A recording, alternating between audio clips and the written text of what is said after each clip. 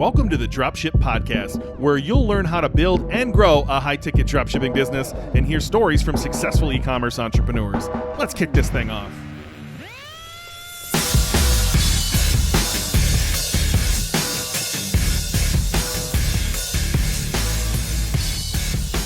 Hey, welcome to the Dropship Podcast. John here with a solo episode for you today because today I am doing a website teardown. So we do these on the show every now and then. Usually it's just by myself. If you're new to the show, you might be wondering, where's Ben? Well, in these episodes, I tend to get on and do them by myself. And today is no different. I'm going to be running through a website that has been kindly donated for this purpose by the lovely Amira. So thank you in advance, Amira, for volunteering your website for such purposes. And basically what I'm going to do, I'm going to put Amira's website, which is called Aligned Play, up on the screen in a moment. And I'm going to walk through the website. So we're going to have a look at the homepage. We're going to have a look at some collection pages. We're going to have a look at product pages. I'm going to share my thoughts as we go through that on things I like, things I don't like, things that could be improved. Once again, Amira can take those and make improvements to her business, but it's a useful exercise for anybody who's watching along. If you're somebody who's looking to get into high-ticket dropshipping, if you're somebody who's interested in improving your own high-ticket dropshipping website, if you've got one up and running, you can get all sorts of useful little bits and pieces from these sort of episodes. And of course, go through our back catalog and you'll find quite a few other episodes like this. If this is the first one that you're catching, I've done this on a number of websites and there's all sorts of little goodies within there. As well as looking at the website, usually I'll also be commenting on some things as I see them come up that might relate to niche selection. So I'll have a bit of a talk about Amira's niche as it's running through my mind. I'll probably have some comments relating to search engine optimization. I might have some comments relating to Google Ads and some things on the site that might provide benefits there. And so it'll be a reasonably wide-ranging thing. But of course, as well, keep in mind that it's relating to high-ticket dropshipping. So I'm doing this, as we always do on this podcast, through the lens of high-ticket dropshipping. And so some of the things that I comment on to do with the website may, in fact, just be specific to high-ticket dropshipping and may not be something that you would do on another type of e-commerce business. If you have your own brand that you're marketing or something like that. So this is, of course, a video episode, and I am going to be sharing something on the screen. So I do recommend, if it's at all possible, you listen in while watching the video, and the video episode is available on Spotify. So if you're there, you can watch this episode on Spotify with the video.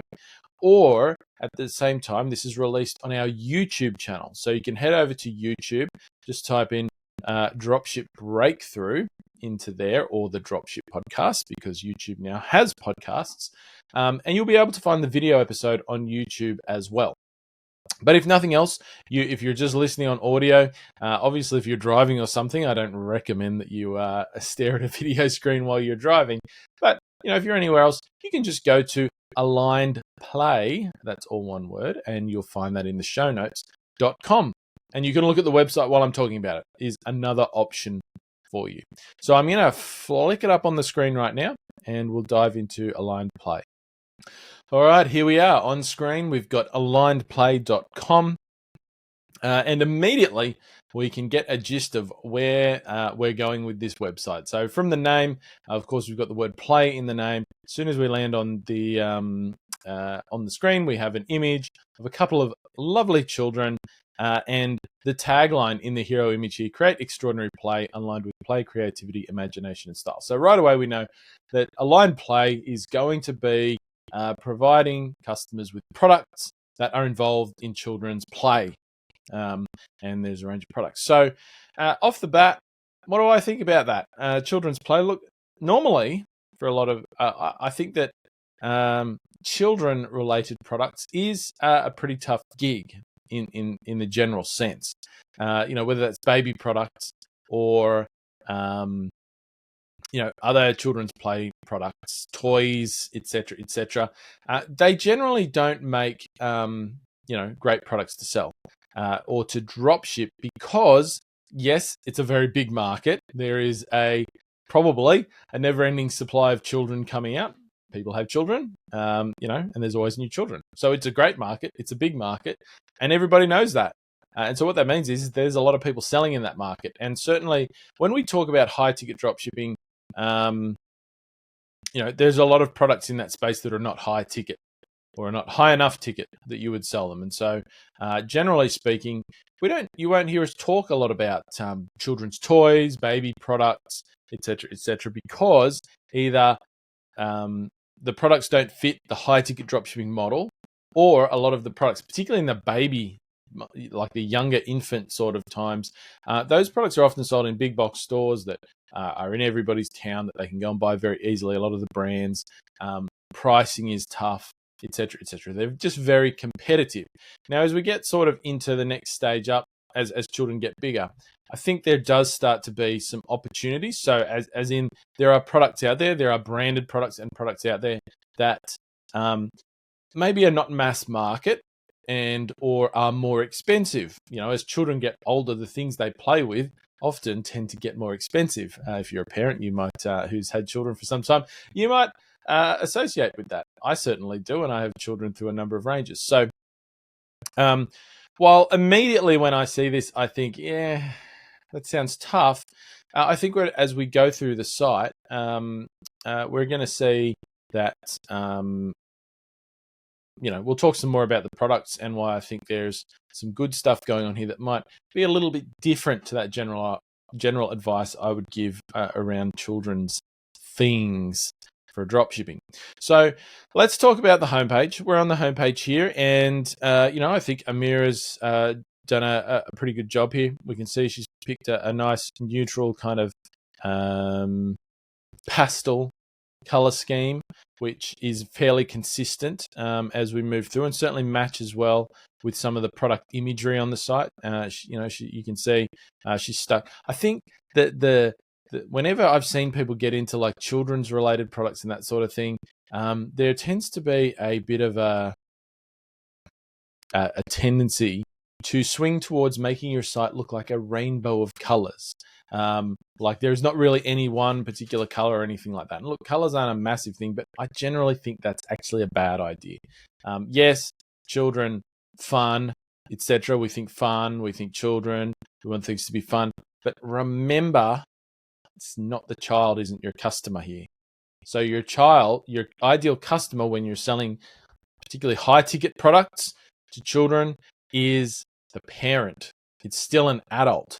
And so while there is a temptation to make things look a bit wild and fun for the kids, and yes, some children may look at the websites with their parents or even these days by themselves, it seems lots of children have devices.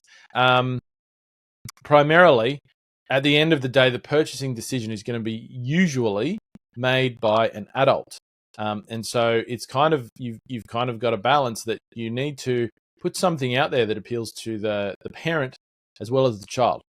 And I think Amira's done a good job of that with the design and the color scheme, etc., that she's gone after. So that's good. I like it. Certainly wouldn't be making any changes there. It's consistently carried through the site as well. So that's the thing, I think. When you pick your color scheme, 2 to 3 colors max, that's what you need. You want to carry that consistently throughout the site and still focus primarily on white, like white background mostly. That's the way to go. You want to use your colors as accents and to denote your branding.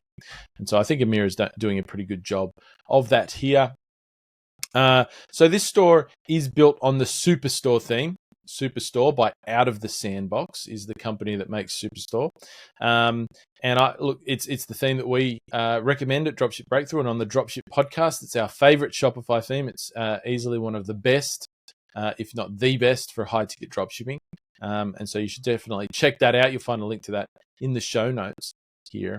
But Superstore, some of the reasons we love Superstore, it comes out of the box with a lot of the features that you want for a high ticket dropshipping site, like this nice big search bar. And I'm looking at this on quite a big screen here. So if you're wondering why it's so long, it's actually because my screen's probably a little bit bigger than most, and it's stretching it out. Now, keep in mind as well, most of your customers are going to be on mobile, and this theme does give us a nice little mobile look, which I can do for you right now. If you're watching on the screen, look, I'll You can always get a mobile look, in case you don't know, if you use Google Chrome, by going into your Google Chrome settings area and just go into developer tools.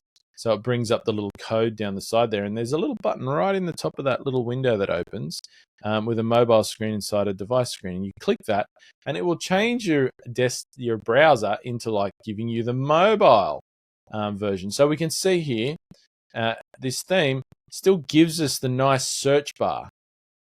That Amazon style, nice big search bar. And that's exactly why this sort of thing is good. A lot of people, particularly in the US market, where this business is based, are used to shopping on Amazon. That's one of the things about Amazon being the biggest online retailer, is that their interface, people get used to it. And it's the same with Shopify. So many stores are on Shopify that people are now used to that style of product page and the checkout flow, etc. And so conforming with that is actually a good thing, because it creates a familiar environment for your shoppers. You don't want to throw out a website that is like some wild design that nobody's seen before, and they've got to actually think about how to navigate through it. The structure is important. And so what we have here is that nice big search bar that on this, you can set it to stick or not to stick with Superstore. Mira's got it sticking. You can see if we scroll here, it stays at the top there. And that's important, from another reason, and we'll just flip back to the desktop view here, because when you're doing high ticket dropshipping, you're going to have a lot of products on your site usually, compared to, say, a business that just markets its own product. Like you're just marketing. If you develop your own product, you might only have 5-10 products or something. You might even only have one product. Search functionality, not a big deal for you, because customers are going to be very easily to find your products on your site. When you have a high ticket dropshipping business, you may have 100 products, you may have 500 products, you may have 1,000 products. And then it starts to create a bit of a navigational issue for you. How do you get people to exactly what they're looking for in the shortest amount of steps possible? And so the search bar is one of the ways that you can do that, because the quicker you can get people to the thing they're looking for, the more likely they are to purchase for you. So you want to reduce friction in that customer journey. And so the big search bar, if I came to this site and I'm like, I want this specific type of toy, but I didn't land on that page, maybe I came to a blog post or something like that, I can just hit up the search bar and type in what I'm looking for. And, it's going to, if I do this, it's going to, in this theme, it's going to provide me with this live kind of, and I'm just putting in something random here, I don't even know. So, it's giving me this sort of live dynamic search results where I can click through to actual products and I can see the price and the images. So it's incredibly handy to have that, because for some customers, that's going to cut down their time. Now, Mira's done well. She's got like some navigational stuff along the top of the screen here: about us, contact us, shipping, easy returns, privacy, terms of service.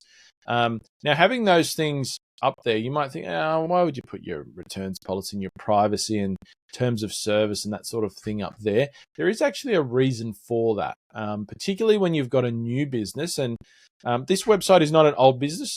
It's up and running. It's making sales for sure. But it's only been around for less than 12 months, I believe. American, correct me if I'm wrong. But when you've got a new site, particularly if you want to use the Google Shopping sales channel, you want to advertise on Google Shopping. Hey, remember Holly? Yeah, episode 212. From $0 to $500,000 in 5 months. Holly is one of our best students, and you can hop on a call with her right now at dropshipbreakthru.com/call. If you're listening to this, I know you're thinking about starting your own high-ticket dropshipping business, and what better person to speak to than Holly, who is a shining example of what can be done starting your own business. So hop on a call with Holly, see if joining Dropship Breakthru is right for you. dropshipbreakthru.com/call. Google has some very strict policies around, approving merchant center accounts and things like that. And some of those are that you have to have very obvious things like terms of service, privacy, returns, shipping, contact us. These need to be easy to find on your site. So traditionally, you'll put them in the footer as well. If we scroll way down to the footer, we can see that Amira has these in her footer. Also, the more often you put them, the more likely it is that Google's going to say to you, fantastic, you can use our advertising platform. Now, you could, once you've been up and running for a while, you could actually take that away and you'll probably get away with it. No problems. Similarly, we've got a nice, easy to find phone number up here. which is good. Call us today on this phone number. That's good to have. I like that. You should always, when you've got a high ticket dropshipping business, and once again, I'm being specific about high ticket dropshipping. I think for any business, but certainly here, you want to have a visible phone number, visible at all times, in fact. And we'll touch on that a few other times as we go through the website, I think, because you're selling more expensive products. People are more likely to have questions. They're more likely to want to know about things like shipping and how do I set up the product, or various maybe technical questions about the product pre-purchase, or they might want to call you up about price. Maybe they've been comparison shopping and that might be a thing for them. So the more people you can get on the phone, actually, the more sales you're going to close. And when we get to the product page, I think I'm going to touch on that a little bit more. So it's good to see that there. Then we've got our series of menu navigations. Once again, Amir has set these up, I think, certainly with a thought to, thinking about how people might look for a product. So obviously, a lot of people are going to come to a site like this and be looking for birthday gifts, for example, or Christmas presents. And as I record this, we're in late November. We're coming up to Christmas. Black Friday is approaching very soon. And so parents I certainly am, are out there buying things that they're going to give their kids for Christmas, or maybe their relations. If you've got family, maybe you're an auntie or an uncle, you're going to buy some presents for your nieces and nephews or friends' kids, like whatever. She's put in some useful navigation here. Gifts for a 1-year-old, gifts for a 2-year-old. This is really smart. Shop by age. You could also shop by age. And you might say, well, that's essentially the same thing. It is essentially the same thing. But, and this is a little tip for your menu navigations. Once again, high ticket dropshipping, because you're going to have a lot of different products, menu navigation is one of the other ways that we get people to what they're looking for in the shortest amount of time possible. So I actually like this. Some people will be like tempted to go and just do the thing that they've seen on other websites that aren't dropshipping sites and have like the shop button at the top, and then there's like some menu that drops down below that. I wouldn't do that. 1, not great for SEO. 2, not great for the customer either, really. Like shop, what does that mean? That doesn't mean anything. Like if I come to this site and I want to buy a gift, I'm going to be immediately drawn to this gifts thing. Right? I'm going to see gifts. I'm going to go, yes, that's interesting to me. I want to go and look at that. If I'm going to looking shop by age, once again, if I'm here and I'm looking to buy something for a 1-year-old, I don't want to look at stuff that's not relevant to a 1-year-old. I want to just get to what's the stuff I can buy for a 1-year-old in the shortest amount of time possible, and not have to worry about, well, is this a gift for a 1-year-old or is it a gift for a 3-year-old that's suitable for a 3-year-old? Because toys for kids, they usually have recommended ages on them if you've ever bought toys for a child. And so I think this is a smart way. You're essentially doing the same thing. And so in your navigation, you can use different language for the same thing if it matches what different ways that people think about things. And you can learn this sometimes over time. I think these things are a little more obvious for this particular niche. But in most markets, you'll get to know that people get to the same product in different ways or using different language. And so putting essentially the same links in different menu items is actually clever, because it caters to the different ways that people might think about finding the same product. So always think about that. Whenever it comes to your navigation, be thoughtful about, one, how you break your products apart into what categories. And I think Amir's got a pretty good sense of this on this site.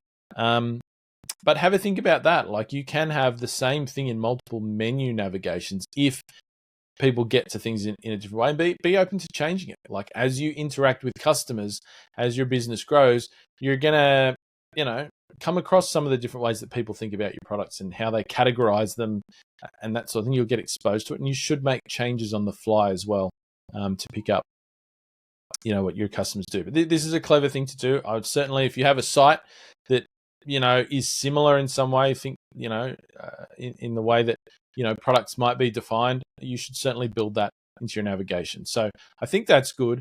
And I think also, there's probably some opportunities, getting into SEO where you can use menu navigations as well to hit particular categories of products. But this is good. So moving on down the page, like I said, nice little image here. Kids, the what we're aiming to please with this sort of site. Very nice, good color scheme. Carrying on, we've got the USP here at the top, the start of the USP. So once again, if you've been listening to the podcast for any amount of time, you've heard John bang on about this before. When people come to your site, they have two questions in their mind. One, what product do I need to buy? Is this the right product for me? And two, who is the best person to buy this product from? Because when you're high ticket dropshipping, once again, you're not the only person selling that product usually. Usually there's going to be multiple people selling that product, like multiple stores online somewhere selling that product. And that means that probably your customer can find those other stores selling that product as well. And they might do a bit of comparison shopping. And so the question is going to be, because in the US, where this site is based as well, generally they're going to see the same price. They're going to be like, okay, so what other factors can influence my decision as to who I want to buy for? So the general feel of the business, the look, the style might influence that.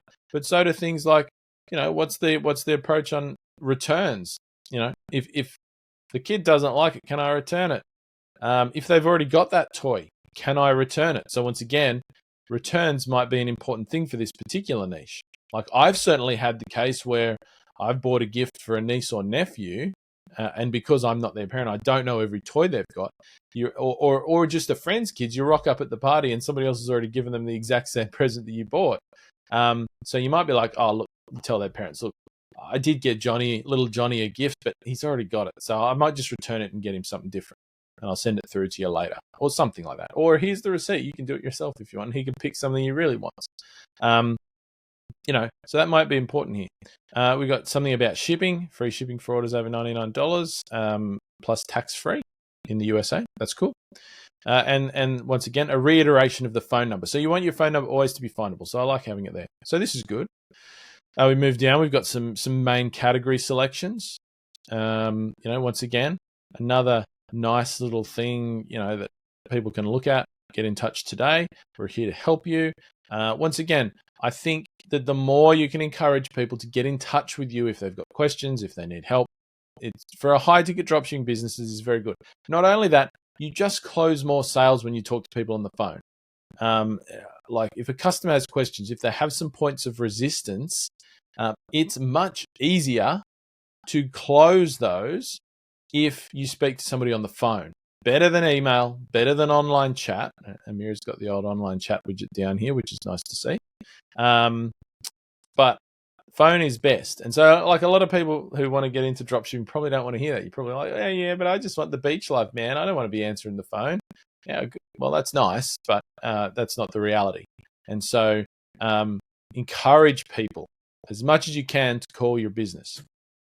We've got some featured playhouses. So these are some of the high ticket products here. This all looks good. Search bar again, USP again, just reiterating things. And we've got a nice footer down here with all of the relevant links that you would need in a footer. So once again, I think the main role of the homepage is at the top, right? What you see here is really the crux of it. The homepage is, as we say, the home for your business. So the most important thing to me is that if somebody lands here and they're in your market, they feel like they're in the right place. Like, am I in the right place? Is this where I want to be online? Is this business, does it give me a good feel? Do I feel right about being here? Does it communicate with me about the things I'm interested in, the problems that I need to solve, et cetera, and certainly I think this one does. It's looking good. So aside from that, the homepage doesn't really play a role in anything else to me. I mean, it's particularly in the beginning when you're sending most of your traffic to product pages and that sort of thing. The homepage is kind of like a backup. It's like it's like when people are already subconsciously made the decision to purchase, the homepage provides a bit of logic. Maybe they're visiting a second time, they're on one of the later touch points in their customer journey. The homepage just kind of locks things in for people. This is not the main landing page for your business. Like, you're not sending traffic here for a high ticket dropshipping business. People come here if they're coming to visit a second or a third time. They might look at a product page first and then come back to the homepage to check the business out further. So it's kind of like a secondary touch point. It's not a primary touch point for a high ticket dropshipping business, once again. So really what it needs to do, it just needs to reiterate all the things you want people to understand about your business. What's your USP? Are you the right place for them? What are you focused on? Do you look professional? Et cetera, et cetera. That's really what you're trying to achieve with your homepage as far as these type of businesses go. So let's dig around here a bit further. So Amira, children's toys, we've got a lot of different things. I want to actually go to Amira's About Us page first because I like this. And this is something that I don't see a lot of people doing. And it's something that people should do as soon as possible. So we see here, Amira, this is Amira. It's in the photo. And this is Amira's family. Hello, Amira's family, if you ever listen to this. Those are, I understand, Amira's children. What a good-looking family, hey? Very good-looking. Anyway, so, Amira's taken her homepage. She's put her face on it. She's put her name on it. And there's a bit of a story here, which, is I assume, very true, and kind of reiterates what the core values are, etc. Like, this is nice. Got some names on it. So what I see a lot of high-ticket dropshippers or dropshippers in general do is they don't do this. They don't put their name on their business. It's kind of the About Us page is a very bland and templatized thing. It's okay to start with a template to get things up and running, but then you need to change it. All templates should always be like modified to suit you, to suit your business, to make it personal. So people connect with people. People don't actually really connect with businesses. A business is just this ethereal, third-party, faceless thing, right? The more you can inject a bit of personality into your business, the more, one, you're going to look unique because nobody else can put this family on their website because, it's a mirror. You can't be anywhere else. And so it just adds some extra little touches. And once again, if I'm a parent and I'm looking for stuff and I can see this and I'm like, oh yeah, I feel a bit more of a connection there than I might if I go to like Toy World's website, right? Or, some big box store where, and once again, as a smaller retailer, this is one of your points where you can kind of stand out. This is one of the things, like, you can't pretend to be, Toys R Us or Toy World or something like that because they're a massive business. And I'm pulling out Australian names there. So if they don't exist in the US, just ignore me. But they're big toy chains here at some point in time. Right. So, or Target or something like that where people can buy toys or whatever. You can't, you're not them. You can't compete with them in the way that they do business, but also they can't compete with you in the way you do business. So they can't put their family on the About Us page of Target because they're a massive company. Like, where's the family? There's people with families that work there, but they're not going to do that. Whereas you can make your site incredibly personal. You can put yourself on there and say, hey, this is me. This is who our business is. And yeah, some people might not like you. That's okay. Some people are really going to like you for doing that. And those are the people that are going to be your customers.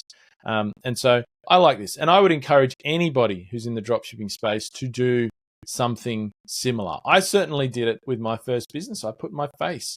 I was selling chandeliers and lights and things, right? A product I had never bought in my life. And so I didn't add some massive story about how I love chandeliers and pendant lights and how, I've got 57 of them in my home and all of this sort of stuff. There was none of that there. I didn't make up something completely fictitious about that. And I would show you that, but it's not online anymore. But I did put my face on it. And I did share a bit about, who I was and what my motive, what I was trying to achieve with the business. I was trying to give people a great selection of lights that they could buy at really good prices. I was trying to get people looking at a bunch of different brands, and I had some values that I associated with the business, all of which was true. I didn't sit there saying, oh, I really love chandeliers and I've got one above my dining table. You don't need to say that. You don't have to have that level of personal connection for this to actually work. You just need to say, hey, I'm John. I run this business. And this is what I'm trying to do with the business. I want to serve you, my customer. This is what I believe in, trust, all that sort of stuff. And, if you ever want to get in touch with us, please feel free. You can do so here. You can keep it simple, but I think this does help when you're a smaller retailer to do that. So I just wanted to go there just to share that because it's one of the things I quite like about Amira's business is she has that personality and a bit of her and her family shared in there, which I think is a good thing to do. So lots of different products here. One of the downsides of, I think, the children market, as I mentioned before, is that you do have a lot of toys that are in these sort of price ranges. So if I'm talking from a high ticket dropshipping perspective, I'm not a fan of some of this stuff. I think it's something you probably have to do if you're going to do children's things, because you're going to get access to a lot of these type of products. And there's some really cool little unique looking products here. So you can get the sense from this site as you go through it, that Amira's not just selling she's not focused on selling the sort of more commoditized, products that you would buy everywhere, like the toys that you would buy everywhere, the toys that you see advertised on the TV and that sort of thing. She's got a lot of these toys are like Montessori focused toys. I'll let you Google that if you don't know what that is. I'm not even going to attempt to explain that because I'm not an expert either, and I'll probably sound like an idiot. And Amira will box me around the ears if she ever sees me. But, these are kind of more, they feel more unique. I'm somebody who looks at toys a lot, and some of these, they look cool. They're different. And you see this throughout the site. She's certainly not focusing on the mass market type stuff. Look at these. These are some, also there's some beautiful looking toys. And so, my only issue with these is that individually,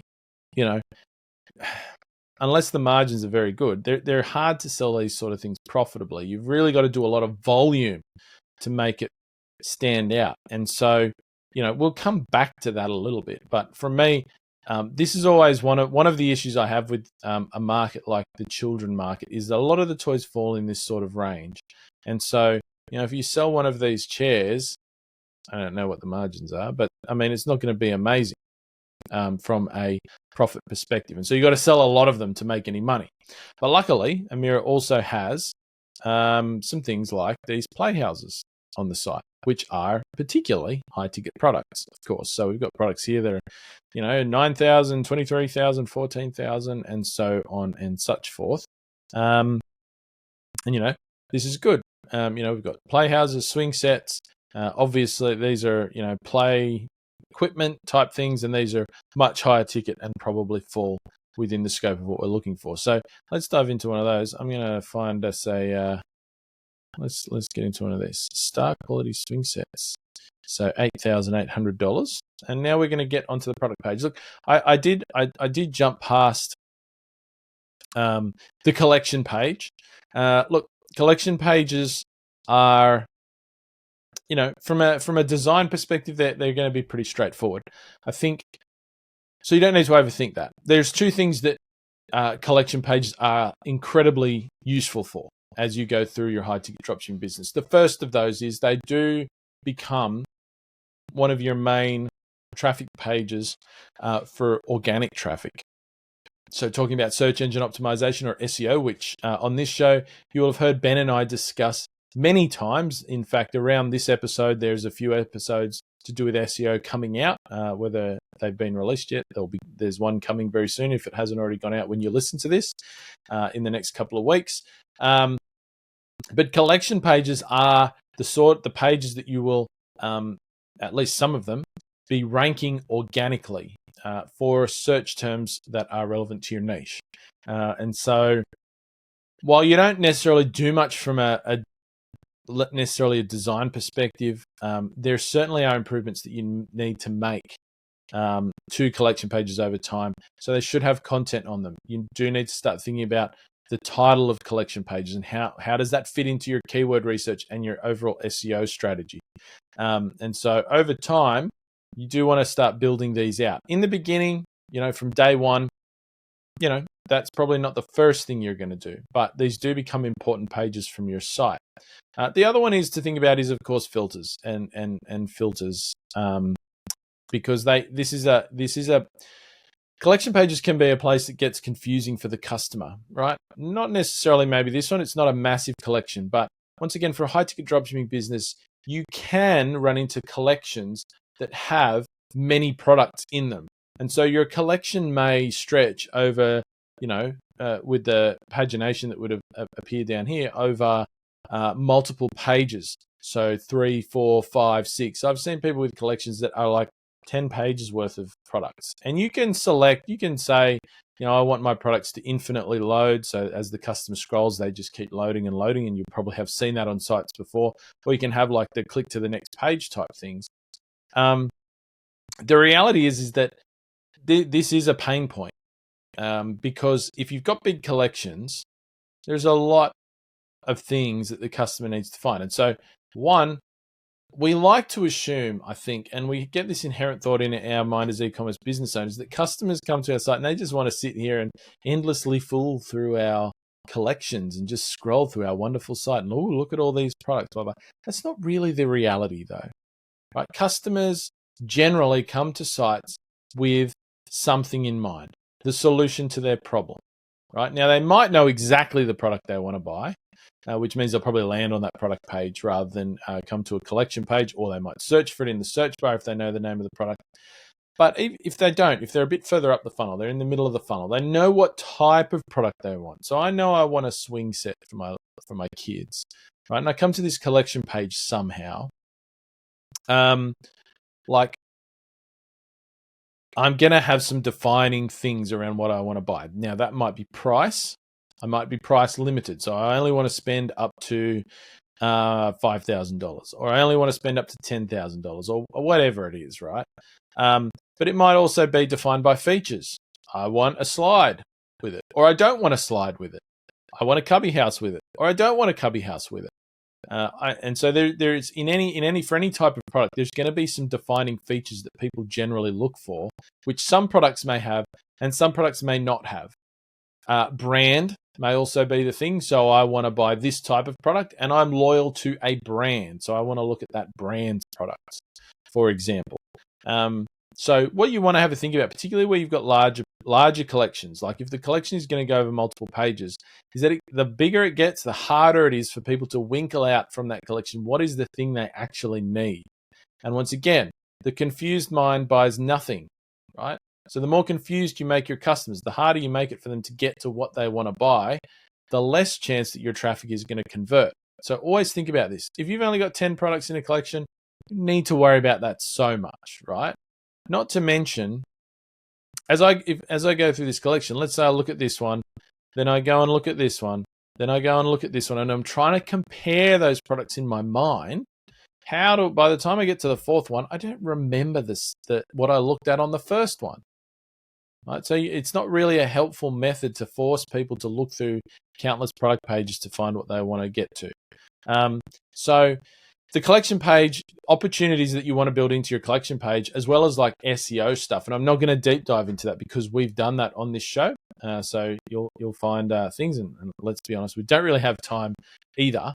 But I would probably find ways that you can integrate into your collection pages to help people narrow down large collections. So you can see here Amira's got some, or started to have some filters, and Superstore does have a level of filters built into it, which may work for some people. It may not be quite detailed enough for some people, and you may need an additional app, or you may need to code some extra functionality to get exactly what you want. But always think about, like, if you've got a big collection, how can I help people sort to just whatever it is they want to look at, whether that's features, whether that's price, whether that's brand, whatever the defining things are in your particular niche, and it's going to be different niche to niche. You want to help people get down to just those things as quickly as possible. So that's something to consider. The other thing I like to do with collection pages, and other ways that you can do that, is one of my favorites is the quiz. People will have heard me talk about this before. The quiz is something that I would embed, and so you can get a quiz tool like Typeform or Quizzer, and I'll put some links to those in the show notes. And you build a little quiz, and I like to think about this like a salesperson in a physical retail store. So think about if somebody walked into a swing set store or a Playhouses store, right? Let's say there was a physical retail store, and that's what they focused on selling. You went into the store, and all of these things were set up on the showroom floor. All these different play sets and swing sets, and they're all different. And yeah, you could go for a wander through, and just they could rely on you organically coming to the decision of what you might want to buy. But that process is much easier when the physical products are there. But a really good business in that space is going to have salespeople. And the salespeople are going to come up to you while you're on the show floor, and they're going to say, "Hey man, how you doing? What are you looking for?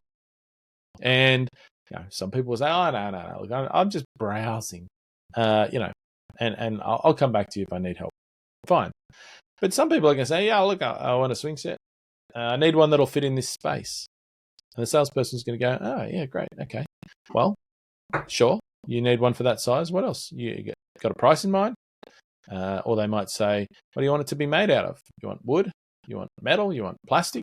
Like, what are you looking for?" And a good salesperson will start digging into what problem you're actually trying to solve. Like, what is the outcome that you're looking for, that you're trying to achieve? And then, after talking to you a little bit, a good salesperson should say, "Listen, I've listened to what you've got to say, and based on what you're telling me, this is the product for you. This one product over here is the product you need to buy." A salesperson, a good salesperson, is never going to go, "Well, you could buy this product, you could buy this product, you could buy this product, you could buy that product." Because they know that the simpler they make the decision for you as the trusted authority, and that's what a salesperson should be. I know we don't trust some types of salespeople, but ideally, the salesperson is viewed by the customer as someone with knowledge and is authoritative and knows a bit more about the product than they do, right? The salesperson is going to go, "This is the product you need. This is the only product you should consider. It's the best for your needs, your price range, your whatever." And they're going to ideally sell that to you. Well, you don't have that on a high-ticket dropshipping business. And that's a good thing, by the way, from a business perspective. If that salesperson is genuine and they're trustworthy, that's a good outcome. Now, a high-ticket dropshipping business, you only get that if somebody calls your business or maybe online chats with you, which is not going to be anywhere near the vast majority of people who visit your business. And so you want to find ways that you can build that kind of experience into your website. So if I'm looking at this page, is there a quicker way that you can just point me to one product and say, "Hey man, this is the one you need to buy," without even interacting with me? And so the quiz is a great way to do that, right? You can set up a quiz, you can build a quiz with logic built into it. You can ask somebody 5 questions. What's your price range? What features do you want? What does it need to be made out of? How big is it? Like, think about whatever the common things that people look for to do with your products. And then at the end, the quiz says, "Well, based on your answers, this is the number one product for you." They can click that and they can go straight to the product page and purchase it if they want. And to get them to do the quiz, you get to collect their email address as well. And so now you start building your email list of pre-purchase customers, and you know what they're looking for, so you can send them incredibly targeted emails based on that. It's a fantastic tool. It just embeds into your page, and people do it on the page. They don't have to leave the page to do it. Like if you're looking for secrets for high-ticket dropshipping, I tell you right now, this is a secret. Grow your email list, help people. It's a fantastic thing to do. So I would think about doing something like that on collection pages as well. All right. Let's leave the collection pages for now, and let's dive into a product page. So we went into this one before. I'm going to get back in here. So Amira's got some good things happening on her product pages, and I think some of her product pages look a little bit differently, but we've got some good things. So here we get right in. We got the product in use. So once again, this product doesn't have so many images associated with it, and that might be because the supplier hadn't provided many, or Mira just hasn't got around to further optimizing with that. A few more images would probably be nice of this product at different angles. But this is a lifestyle image, so we can see children using the product. This is a good thing. It's good to have images of your product, just the product, like on a white background, those plain sort of images you see. But it's also good for your products if you can have lifestyle images. We call them lifestyle images, and that's sort of like the product in use, whatever its intended use is, a person using that product. And this is a little psychological trick, and the reason it's good is that if you show people somebody using a product, they can immediately insert themselves into that product much easier than if it's just the product not in use, like by itself. Right? It's a psychological thing. If I see kids playing here having fun, it's easier for me in my mind to insert my own children into that picture playing and having fun. And when I think about that, what do I feel? I feel good. I feel happy. I feel like I've achieved my role as a parent. Maybe I feel that my children are luckier than other children and that I'm better than my neighbors, whatever it might be, right? And this is the reason that people buy things, because they feel something, right? So if you want somebody to buy something, one, they need to feel an emotion and they need to be able to support that emotion with logic. Now, that may be a new concept to you. It's not debatable. This is how your brain works when you buy something. You subconsciously have an emotion triggered, which you then, the logical part of your brain, so that's the lizard brain, the brain you have no control over, essentially. You can't stop that from happening and you can't tell it to happen. It just happens. You don't even know it's happening. If that happens in the right way, you have essentially already made a decision to buy a product. Right? Now you might say, oh, no. I think about this. And I make the decision. Not my subconscious brain. I make the decision to buy a product. Yeah, you think you do, but you actually don't. Right? What actually happens is that later you use logic to support the emotional decision that your brain has already made for you. And what's the logic? The logic isn't the images. The logic is I go and down here and I read specifications. I say, oh, yeah, it's the right size for me. It's the right price for me.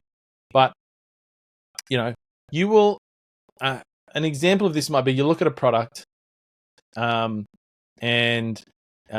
2 weeks later you buy it. Why didn't you buy it the first time around? Well, there might have been a logical reason you didn't buy it, i.e. you couldn't afford it. But then you're going to go and save money till you can afford it. It's because you're taking that logical action because your brain already made the decision to buy the thing. Or maybe sometimes you buy things when you can't really afford them. Once again, it's because your brain has already made that decision for you. So the more you can trigger emotions in people when they're looking at products, that subconscious process that happens, the more you're going to sell, because people need to go through that. And this is one of the reasons why luxury manufacturers of luxury products. I mean, if you ever think about luxury products, expensive perfume or expensive cars or expensive alcohol, etc. Why most of their advertising is just imagery.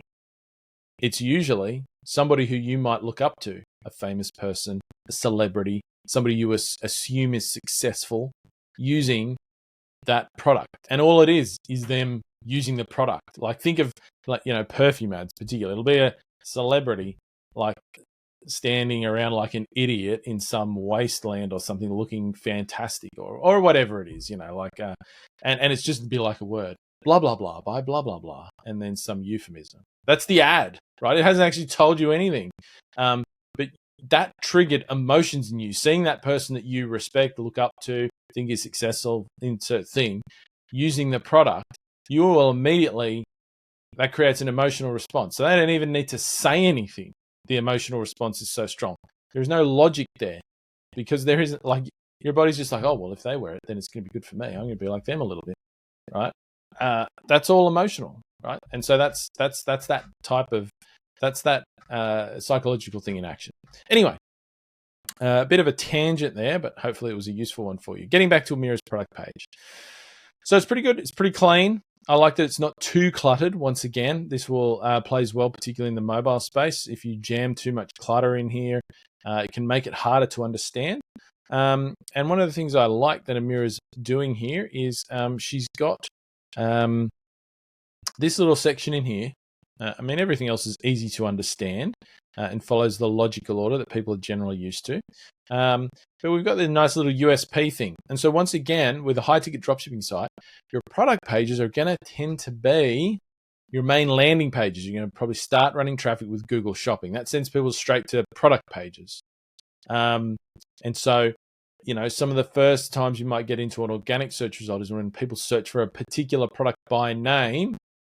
And this one has an identifier. Space Shuttle is the model name.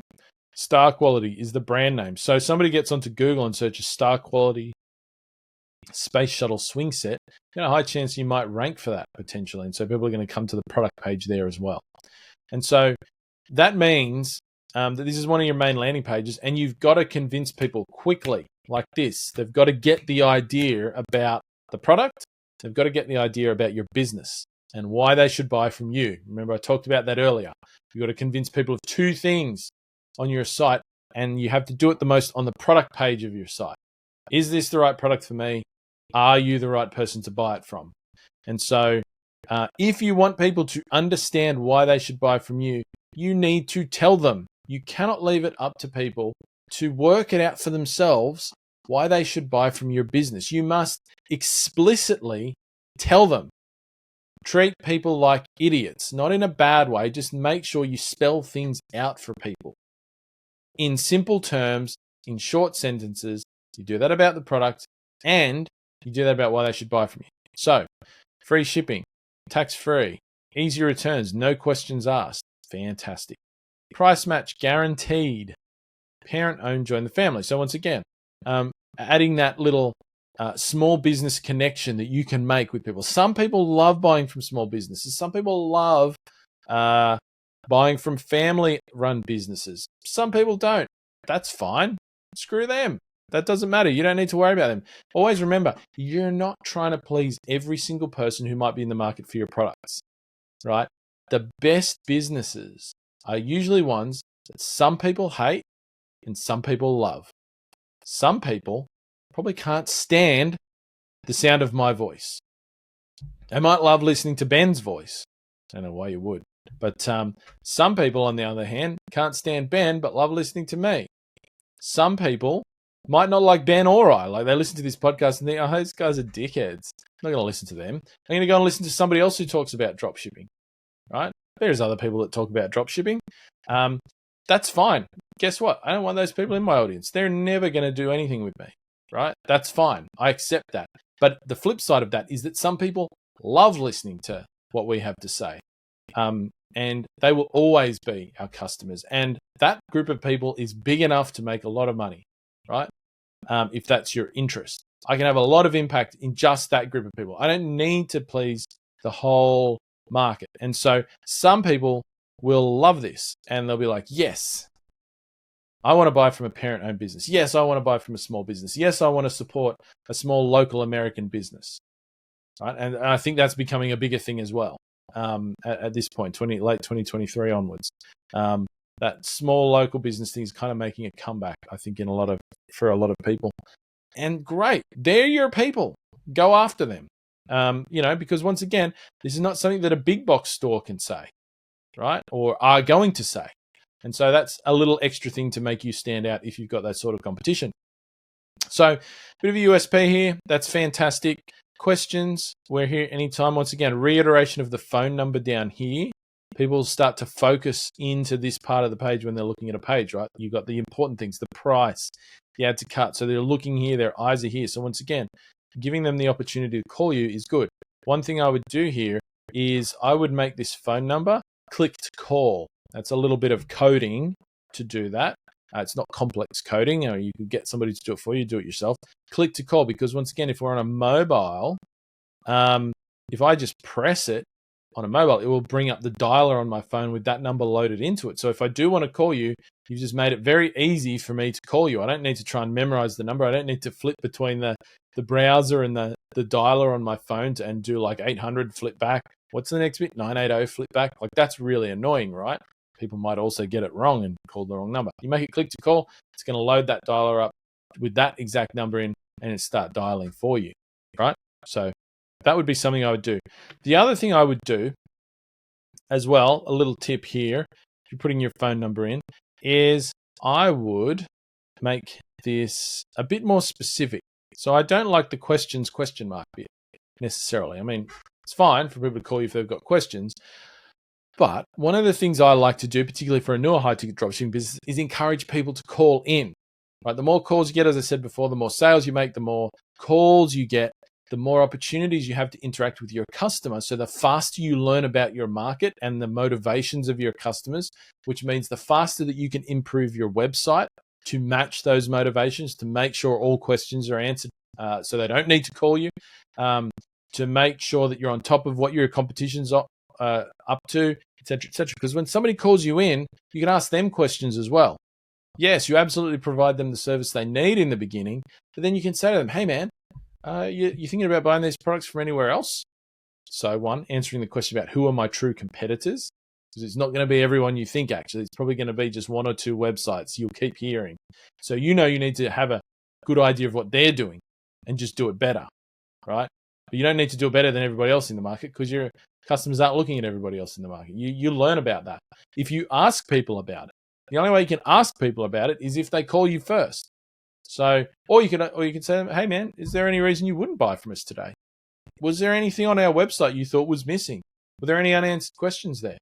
Is there anything that didn't make sense? You can, every time somebody calls you, you should ask them even just one of those questions.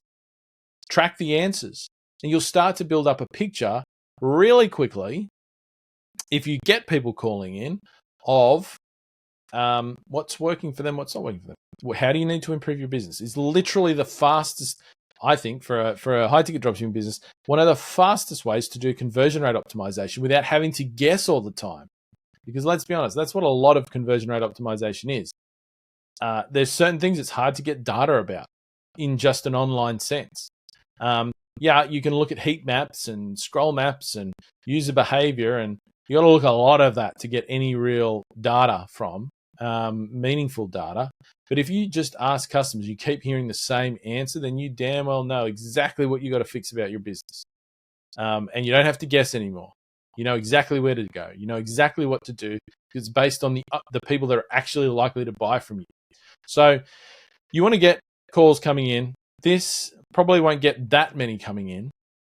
So I would tie it to something that does get people interested, which is usually price, particularly in the children parent space. Parents, oftentimes maybe a bit more tight on money, might be shopping around a bit. I would probably say, because you've got a price match guarantee here, I would probably say something like, want the best price? Call us on da-da-da-da-da. Or found a better price? Call us on da-da-da-da-da. And be prepared to do that, but also be prepared that every time somebody calls you, learn something about your business, and it'll make it a worthwhile exercise. But if you tie a phone number to an explicit outcome or thing, then you probably, whereas question mark is very general, right? If you can tie it to something very specific, then you will probably see a much greater increase in phone calls. I would probably also make this bigger. Probably where I would take this USP thing next is get it better designed, and add it, get it nicely designed, like little icons and things like that, and but I would make this bit the biggest bit, the phone number bit. I might even add it up here. You got a bit of space up there or something like that. So that's probably what I would do there. Get these a bit nicely designed to match the nice design of the rest of your site. But what's there is good. I would just take it to that next level. The other thing you can think about putting in here is you can get a little widget made up that will display like your average shipping time. So this product ships in 1 day, is delivered between 3 to 5 days later, or something like that. Once again, that's an easy way to answer a common question that customers will have, particularly for a niche like this leading into Christmas time, where you are going to need to have an order cut off because people are going to be buying presents that they need to have before Christmas. And here's a little hot tip for anybody listening to this before Christmas in 2023. One of the worst things in a high-ticket dropshipping business is selling expensive products that people want for Christmas, and they order them too close to Christmas, and they don't get them before Christmas. They get really angry. Let me tell you this. I've learned this lesson in the past. And you can have to refund people. You can have chargebacks. You can do whatever. So what I recommend anybody who's listening to this episode, which is coming out before Christmas in 2023 or any future year, is get in touch with your suppliers and find out if they have a pre-Christmas shipping cutoff date, as in where they say, if you order after this date, where you're not going to get it before Christmas, or we don't guarantee you'll get it before Christmas if they're arranging the shipping. If you arrange the shipping, then look at your previous average shipping times and set your own cutoff and say, right, I know what my handling time is with my supplier, I know what my shipping time is, and so I'm going to say, if you order after, and then you want to put this on your site, you want to like something somewhere on your site where everyone's going to see it, right? That says pre-Christmas shipping cutoff date is whatever, 18th of December. Depending on what day Christmas falls of the year, it can vary. Like Christmas might fall on a weekend, it might fall in the middle of a weekend, so that will change that a little bit. But trust me, it is well worth your while to do that if you're in a niche where people might be buying your products as Christmas gifts, because people who don't get their Christmas gifts, particularly parents, like if you're buying little Johnny a thing for Christmas, a swing set, and you had in your mind that you wanted him to be able to use it around Christmas, and it ain't coming till well after Christmas, you're going to be real angry. And the worst thing as a business owner is having to spend, particularly if you're doing your own customer service, is having to spend your Christmas and the time between Christmas and New Year where you might want to hang out with family or do whatever, dealing with angry customers. Trust me, it sucks balls. I wouldn't risk it. So anybody listening who's got a high ticket dropshipping business, think about that and act on it. I would recommend that. Moving further down, got a bit of description action down here. I think certainly from an SEO perspective, and this may not be a product description that Amira has done any work on. I think there's a lot more you could do here from an SEO perspective. Free delivery and installation. This is a cool thing, which the installation particularly, I mean, that's a valuable extra that's being offered here. I would probably add that to my USP for this product, right? And so you might be thinking, well, I've coded this stuff into the page that comes up on every product page, and I only want this free installation on some product pages. The way around that is either you can use meta fields, or you could create a different template, product page template that includes that in the USP, and then you can apply that product page template. This is something you can do in most good Shopify themes. You can apply just that product page template to the products where you offer free installation. But that's a pretty cool little thing. So I would think about getting that up here as well into your USP for the products where it's relevant. You can still mention it in the description area, but once again, people may not see that. Like if I'm making a decision here and I'm getting that first impression, I may not scroll further down the page on my first visit. So I want to work that out here, or maybe it's up here. It says something like, this product has free installation. That's cool. That's a value add in the customer's mind. So good to have that. The next thing I wanted to mention clearly is playsets can only be sold and delivered to the following states. And we have a limited, and in some states limited, set of things. So once again, this is going to be a point of confusion for people, customers that is. And this is one of the things I would think about with my Google ads. If this is the only place where you can send them, and this is more a directed thing at Amira, because she's going to see this as well. But if there's some reason why you can't deliver it all over the US, then you're going to want to make sure if you're running ads that you're only targeting your ads to these states, which you can do in any advertising platform, whether it's Google, if it was Facebook, you can do location-based targeting. So you want to make sure that these products are only advertised in those states. Otherwise, you might be paying for irrelevant traffic. And that may mean, if you're using our method of doing Google ads, you need to run these in their own campaigns rather than in with all your other products. So Amira, I don't know if you're doing that, but please, that's what you should be doing. Otherwise, you might be getting irrelevant traffic. So, I think definitely the description here could use a bit of work. As I said, it might not be one that's been optimized yet. It's past the suppliers thing, but I would definitely be doing some work here on just sort of like actually selling the product. I mean, there's some good things. There's some specifications. There's some main features and benefits points, which I like. But I would want to see a bit more of an introduction to this product and why it's great and all of that sort of thing. There's some good things. Nice FAQ thing there. I like the features and benefits statements. Modern colored swings. Which one was I going to say? Poly construction, eco-friendly, made from plastic lumber, made from high-density polyethylene, which would normally be disposed in our landfills. So, like the feature, some people will just stop here. Produced with plastic lumber made from high-density polyethylene. But you take that a step further by adding what's the benefit of that. There would actually be a step further than this, right? So the benefit of this is that, and look, once again, we're talking about an eco-friendly thing here. So, I mean, if you get offended by that, I don't have much time for you. So, too bad. But having something that's made from this is presumably reducing stuff disposed in landfill. That's a good thing for a lot of people, in a lot of people's minds. But you could go a little bit further and dig into the emotion. And the outcome of that is that, you can, feel good that you're making a positive impact on the environment, right? So you feature, benefit, outcome. What's the actual outcome? Like, why are people concerned about this? It's the outcome they're concerned about. People aren't actually interested in reducing landfill. They're interested in reducing landfill because of what that causes. So you could spell that out even further.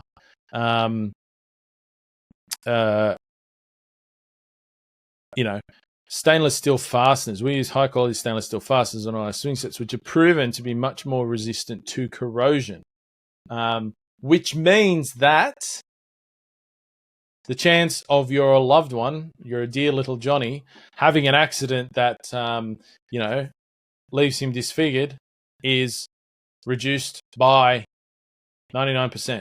Or, if you can get any data on that, that would be even better, to be specific about that reduction.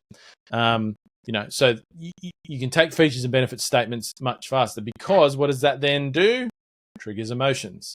If you can paint a picture of the outcome that your product is going to be in their mind, and this one can't really do with an image, right? You're unlikely to find an image that demonstrates this benefit of the product or this feature. So you can't show somebody this outcome, right? You can use images to show outcomes. Like, the outcome here is happy children, right? That's one of the main outcomes of this product, which you want people to see and have triggered.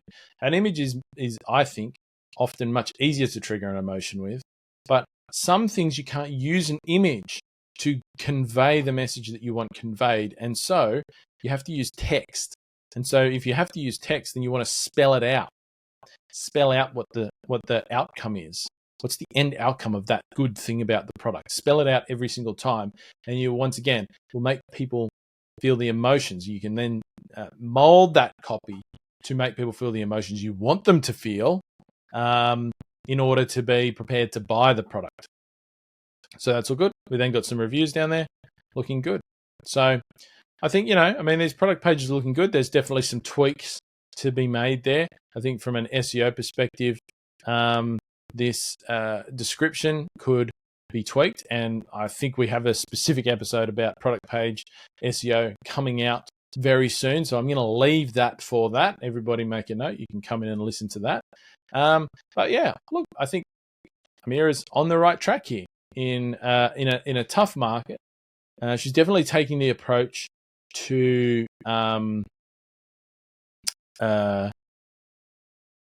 focus in on the products probably less marketed. And so this is one of the things that you can probably take away from this episode.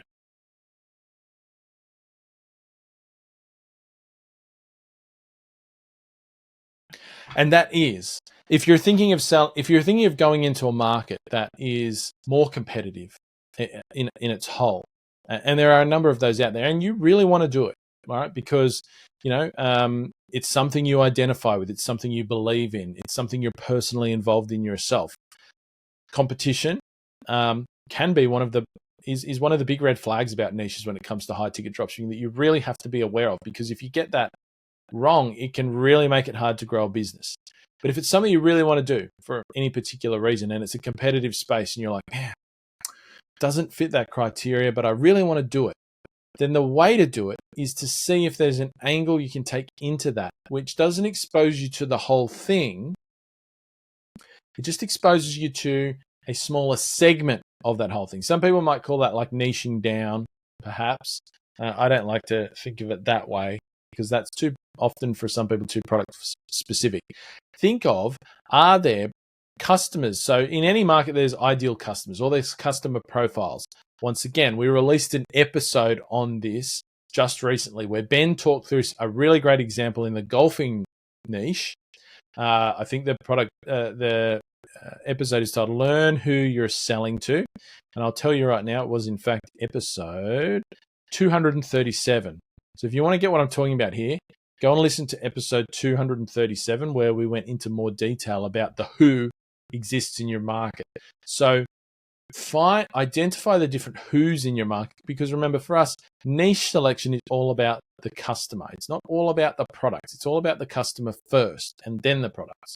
So if you're in a big market, competitive market, and other ones like this might be fitness, for example, massive market, but there are all types of who's in there. There are all types of customers in there, right? Focus on one of those. Focus on part of that market. And oftentimes that will lead you to the products that are less marketed by a lot of the competition. And so you can often find smaller segments of larger markets that are less competitive. And I think that's kind of what Amir is doing here, which is a good thing. And that's the way that you make what might be a bigger market more accessible to you, and more likely that you can build a big business there. And some people might say, well, then you're just making your overall market smaller. And I would say, yeah, but right, remember, the kids' toy market in the US is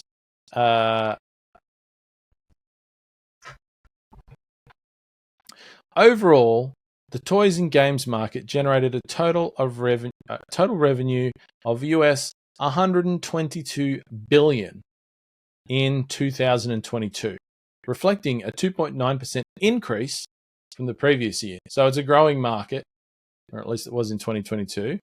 $122 billion is how much people are spending on children's toys and things, right, in that particular segment. Now, you don't need exposure to all of a $122 billion industry to build a business that supports you for the rest of your life.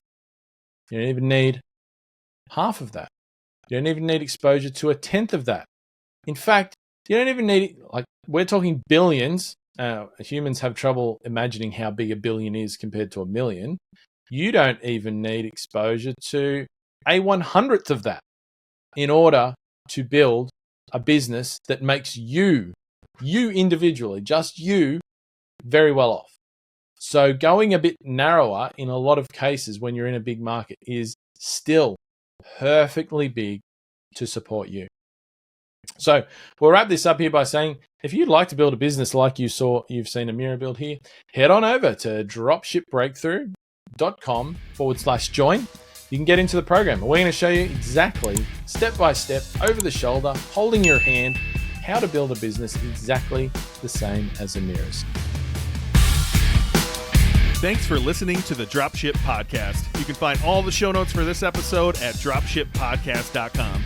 And if you're ready to take the next step in your dropshipping journey, we invite you to join us inside Dropship Breakthru, where John and I will walk you through step by step in starting your own high-ticket dropshipping e-commerce business. But that's not all. Dropship Breakthru will also teach you everything you'll need to know to grow your business and take it to the next level.